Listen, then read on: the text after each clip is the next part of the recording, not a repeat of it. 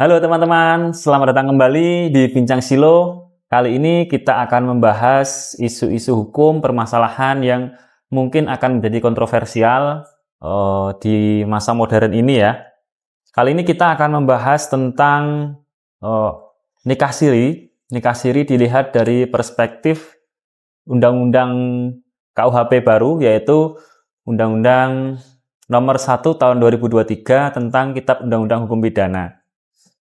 Nah, di dalam Kitab Undang-Undang Hukum Pidana tersebut, pasal 411 di situ mengatur tentang perluasan tindak pidana perzinahan ya. Nah, kita akan membahas juga tentang hal itu.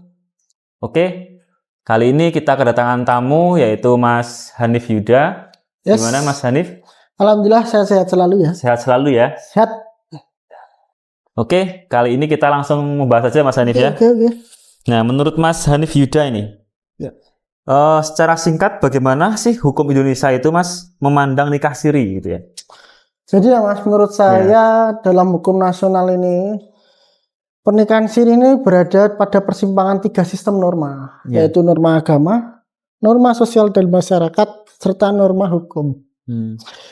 Jadi menurut hukum agama itu pernikahan siri itu bisa dianggap sah asalkan memenuhi syarat dan rukunnya perkawinan, seperti dua oleh saksi, adanya wali nikah, ijab, dan mahar tentunya. Ya, jadi dari sudut pandang religius itu menganggap pernikahan itu dianggap sah dan cukup.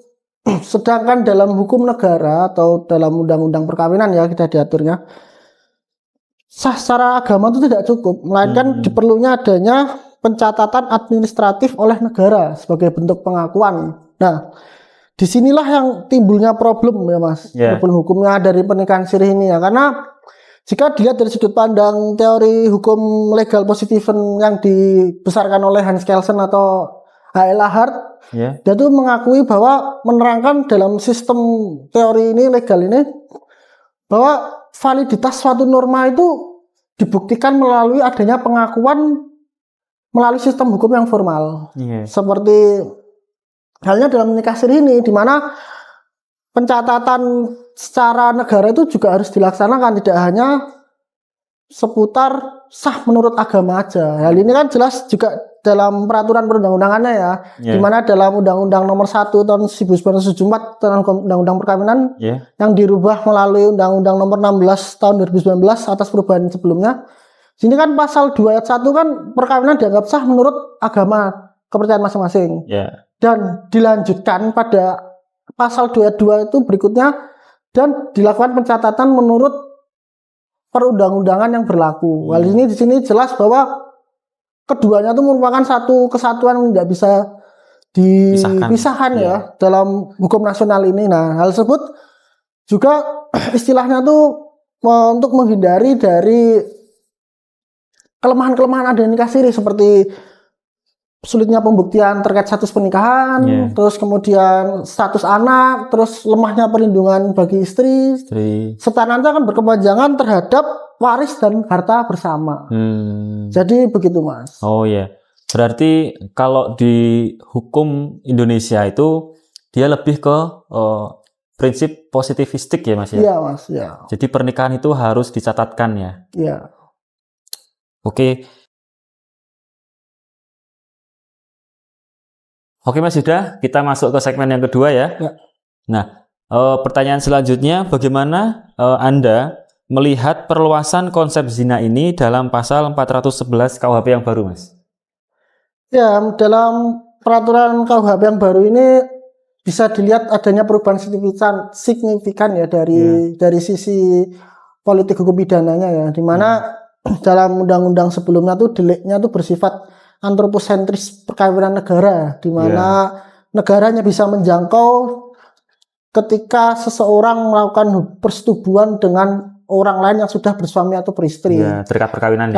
Jadi jika ada dalam realisasinya ada pasangan yang suka sama suka, berarti kan secara langsung tidak bisa dijangkau. Iya, tidak bisa dijangkau dengan pidana yang lama. Sedangkan dalam pasal 411 KUHP nomor 1 tahun 2023 ini memperluas definisi delik perzinaan, di mana seseorang yang melakukan persetubuhan dengan orang yang bukan suami atau istrinya dapat dipidana. Sehingga dalam hal ini perumus undang-undang ini memasukkan namanya dekolonisasi hukum, di mana adanya orientasi pergeseran paradigma pidana ini untuk mengembangkan moralitas dan institusi hukum keluarga. Ya, dalam teori hukum pidana, Mas, perubahan ini bisa dilihat sebagai bentuk moral legislation ya, atau di mana kebijakan hukum pidana untuk mengatur dan menjunjung tinggi nilai moral berkehidupan masyarakat dalam bernegara ya, Mas. Nah, tapi di sisi lain adanya perdebatan terhadap hal tersebut, di mana banyak ahli yang berpendapat bahwa pengaturan terhadap perbuatan seksual di luar nikah ini disebut sebagai over criminalization, Mas, karena negara secara aktif terlalu istilahnya mengurusi situasi privat hubungan antar individu, maksudnya, sehingga oleh karena itu, Mas, negara itu menyeimbangkannya dalam KUHP baru ini dengan adanya delik aduan yang absolut. Seperti itu ya. Berarti kalau yang di KUHP yang baru ini menurut beberapa pakar dia Mas, memandang negara ini terlalu ikut campur ya, hubungan privat warga negaranya. Iya, betul, Mas Alis. Oke, baik.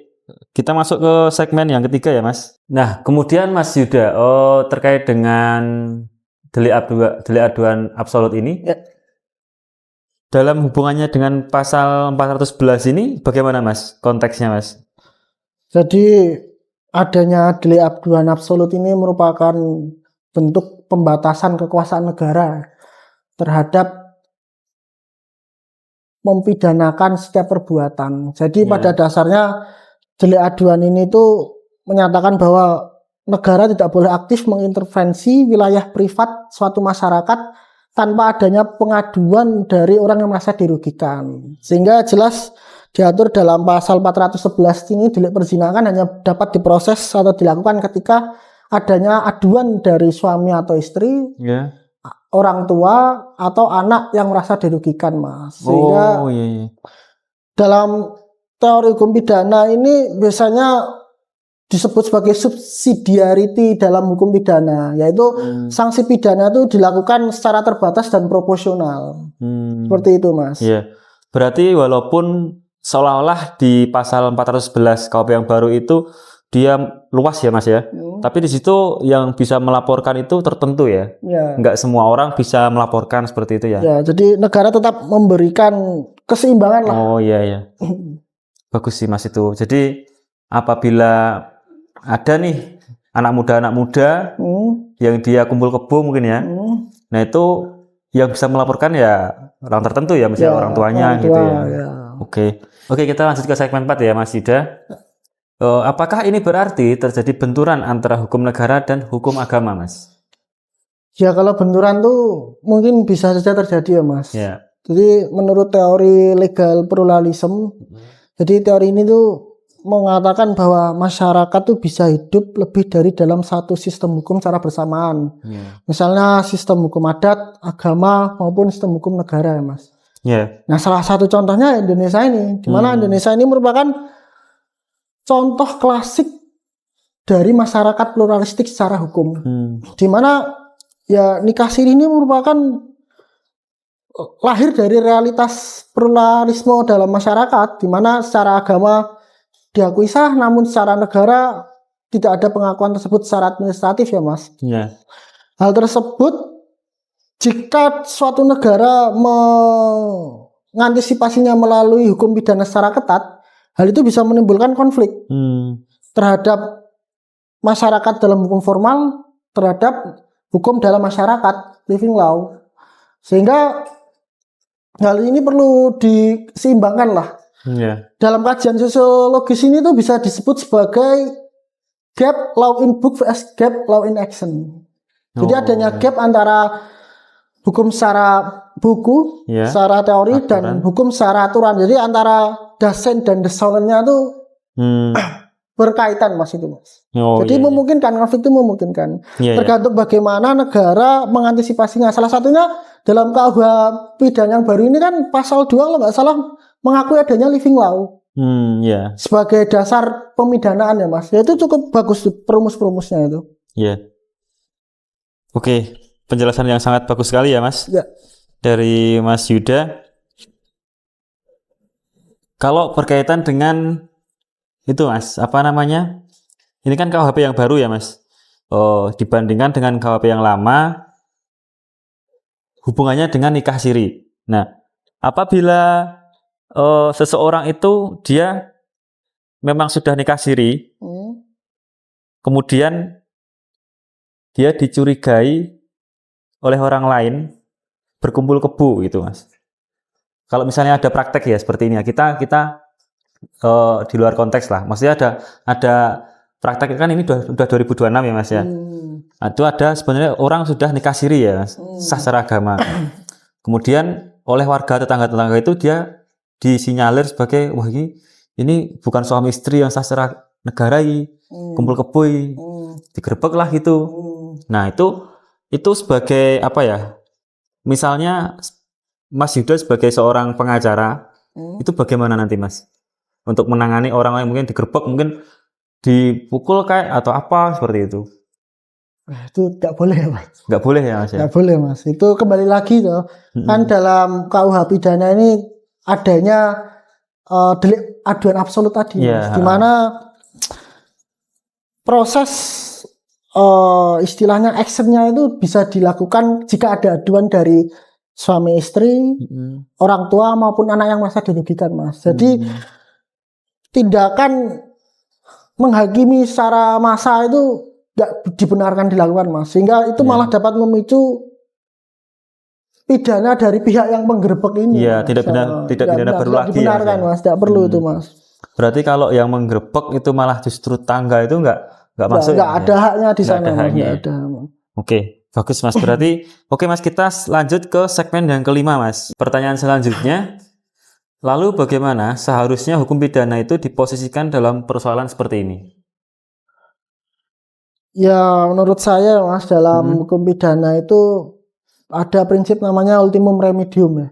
Apa itu Mas? Jadi ultimum remedium itu secara bahariah itu disebut sebagai obat terakhir. Ya. Di mana artinya bahwa sanksi pidana itu merupakan sarana terakhir dalam menyelesaikan sebuah masalah, terutama masalah pidana maupun masalah sosial ini dalam konteks ini ya. Jadi sebelum negara melakukan sanksi pemidanaan terhadap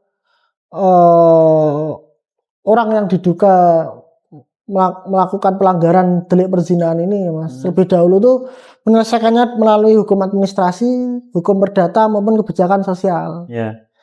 Dalam konteks perkawinan sirih ini menurut saya yang lebih optimal tuh penegakannya melalui Mas, penguatan pencatatan perkawinan yang dilakukan oleh dinas-dinas terkait Mas.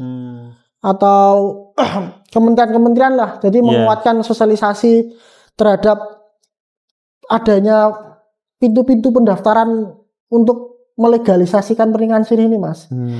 Bisa melalui edukasi hukum terhadap masyarakat, sehingga meminimalisir lah adanya isu-isu kriminalisasi terhadap nikah siri ini Mas, para orang yang melakukan nikah siri ini ya, karena jika hukum pidana itu terlalu luas atau terlalu masuk ke ranah privat masyarakat, ini tuh sudah melanggar suatu prinsip hukum di mana hukum pidana itu harus secara proporsionalitas menegakkan hukumnya, enggak secara membabi buta masuk ke ranah-ranah privat masyarakat ini. Nah itu mungkin itu ya Mas solusinya ya melalui penguatan pencatatan perkawinan ini. Sama mengedukasi masyarakat ya. Edukasi masyarakat ini. Saya setuju sih Mas dengan pendapat Mas Yuda itu terkait dengan tindak pidana perzinahan di KUHP yang baru ini itu tidak bisa serta-merta diperluas ya Mas ya. Harus ada batasan-batasan seperti yang Mas Yuda tadi sampaikan, harus berupa delik aduan absolut yang mana yang bisa melaporkan itu ya yang merasa dirugikan ya Mas ya. Oke Mas Yuda, kita masuk ke sesi terakhir nih, penutupan. Menurut Mas Yuda, apa langkah paling aman bagi masyarakat dari perspektif hukum Mas, terkait dengan pasal KUHP yang baru ini tentang perzinaan. Bagaimana, Mas? Ya, sebenarnya tuh langkahnya mudah, Mas. Langkah paling aman buat masyarakat yang melakukan pernikahan siri itu ya melaksanakan pencatatan pernikahan secara resmi. Jadi masyarakat bisa mengajukan permohonan isbat nikah ke pengadilan agama. Dengan adanya penetapan dari pengadilan agama tersebut menunjukkan bahwa pernikahan itu telah diakui oleh negara secara formal, sehingga hak antara suami dan istri, status suami dan istri, hak anak dan perempuan itu terlindungi, sehingga meminimalisir potensi adanya pelanggaran pidana perdata di kemudian hari.